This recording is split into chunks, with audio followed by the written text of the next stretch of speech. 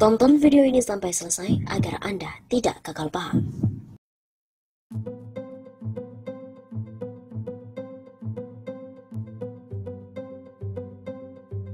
Setelah Pilkada Solo, Gibran jadi Capres 2024.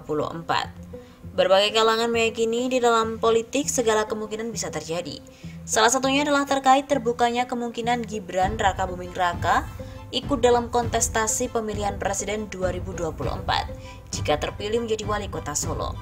Pengamat politik Ujang Komarudin mengatakan pemilihan kepala daerah atau Pilkada Solo 2020 bisa menjadi batu loncatan bagi putra Presiden Joko Widodo tersebut untuk mencapai puncak karirnya.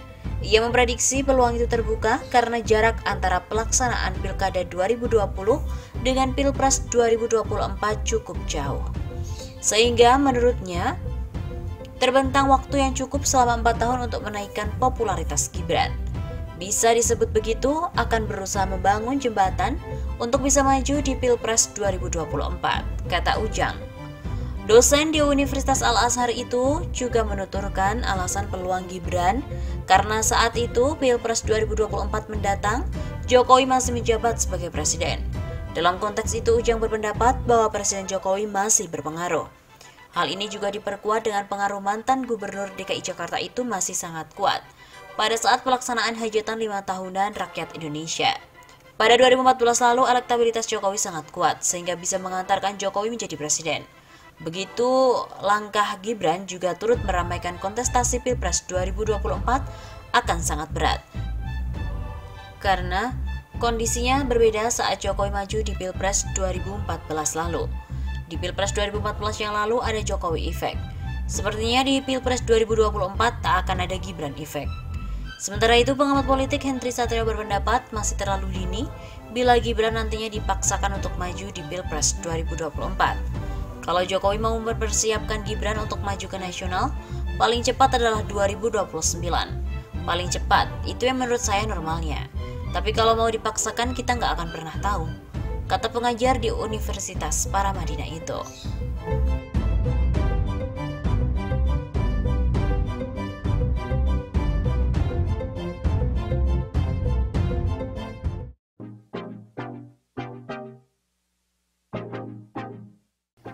Posko pemenangan Gibran bikin di istana. Pak Jokowi segera lakukan. Ada presiden baru dari presiden kalian. Mulai hari ini seorang presiden boleh untuk mengurus pilkada keluarganya di istana negara.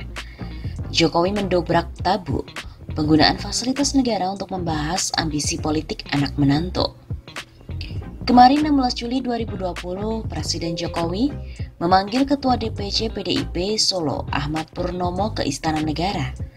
Kepada Purnomo, Jokowi mengatakan bahwa Gibran Raka Buming Raka adalah orang yang direkomendasikan oleh pimpinan PDIP untuk maju menjadi calon Pilwalkot Solo. Pasangannya Teguh Prakoso.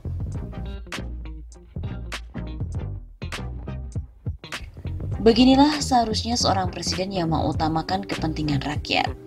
Dan begini inilah teladan yang diperlukan oleh para pemilih Jokowi. Presiden yang inspiratif. Presiden yang mengutamakan keluarga. Jokowi adalah presiden yang efisien. Penggunaan istana untuk urusan politik anak menantu adalah tindakan yang menghemat waktu dan biaya. Sangat pantas untuk diapresiasi.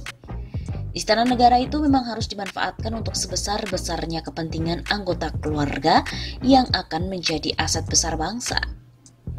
Gibran adalah aset bangsa.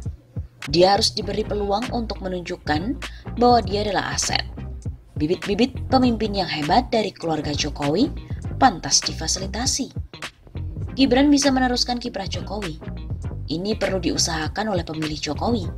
Sebab sebuah negara yang terus-menerus dalam keadaan kacau yang berkesinambungan adalah proses yang diperlukan untuk menguji kesabaran suatu bangsa.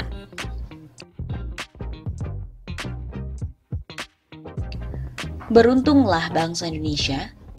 Anda semua para pemilih Jokowi memiliki kelestarian sistem pengujian kesabaran itu. Jokowi telah meletakkan dasar yang kuat untuk kontinuitas sistem uji kesabaran. Jadi para pemilih Jokowi sangat memerlukan kelanjutan kepemimpinan mantan wali kota Solo itu. Sekarang Gibran akan berkesempatan untuk mengikuti jejak Jokowi yang juga dimulai dari Solo.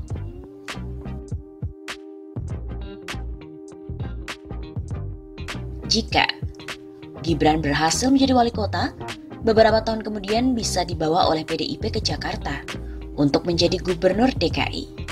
Setelah itu tentunya dikawal terus untuk dijadikan presiden Gibran, sehingga kehebatan Jokowi memimpin negara ini bisa dilanjutkan oleh anaknya.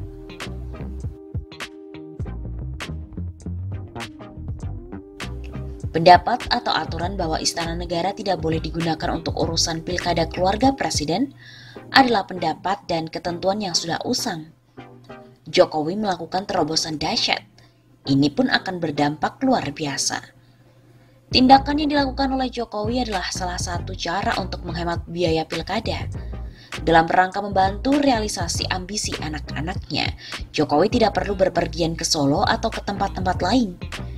Tidak usah keluar dari istana, semua dilakukan di istana. Pada saatnya nanti posko pemenangan Gibran dibikin di istana saja. Pak Prabowo bisa itu diangkat sebagai ketua tim pemenangannya. Soalnya beliau masih ada juga lah pendukungnya di sana sini. Organ-organ pemerintah di istana juga bisa dikerahkan untuk membantu Gibran. Tidak masalah, sebab ini soal aset bangsa. Pokoknya semua satu atap. Ada baiknya juga pelantikan Gibran sudah mulai disiapkan dari sekarang. KPU pasti tahulah itu caranya. Selagi Om Arief Budiman masih di sana, Gibran mah santai saja. Aman itu, Pak.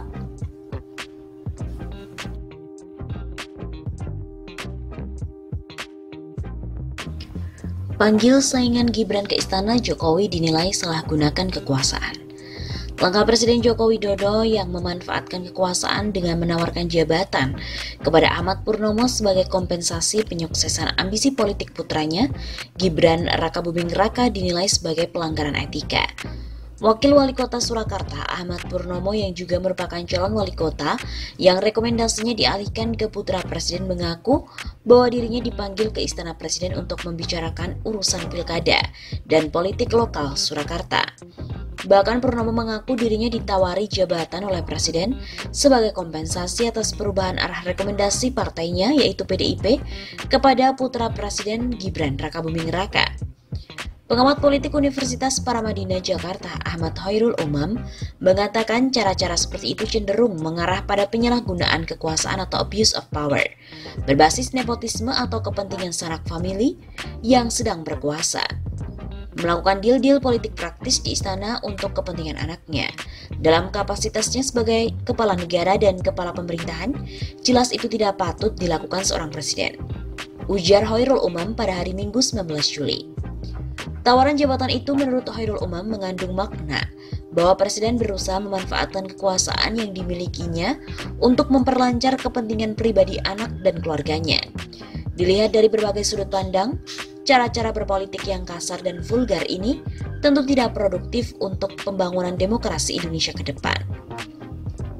Dikatakan oleh Khairul Umam yang juga merupakan Managing Director Paramadina Public Policy Institute, kekuasaan memang mudah melenakan orang.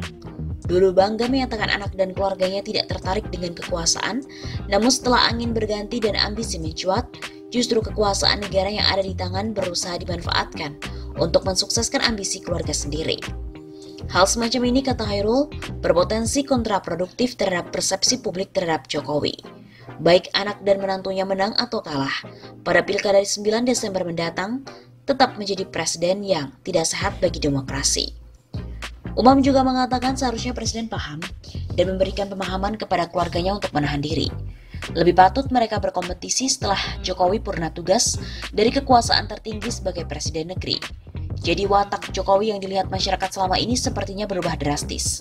Masyarakat juga harus mengingatkan. Sebab jika masyarakat tidak atau bahkan tidak bisa memberikan koreksi terhadap sikap presiden itu, merupakan pertanda tegas kemunduran demokrasi. Jika cara-cara yang melanggar etika ini dianggap biasa dilakukan oleh seorang presiden, maka siapa yang bisa menjamin bahwa lembaga dan institusi negara yang punya kekuatan solid dan masif di bawah kendali presiden mampu bersikap netral dan independen pada kompetisi pilkada mendatang. Melihat tren perilaku tersebut, kata Umam, potensi pembajakan dan penyalahgunaan kewenangan lembaga negara untuk kepentingan politik praktis keluarga penguasa berpeluang besar terjadi.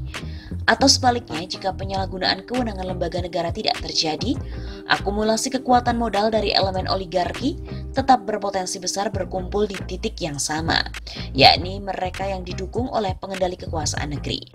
Hal ini jelas tidak etis dan tidak sehat bagi konsolidasi demokrasi. Kedepan, kata Umam, Presiden harus bisa membedakan antara hak dan etika politik.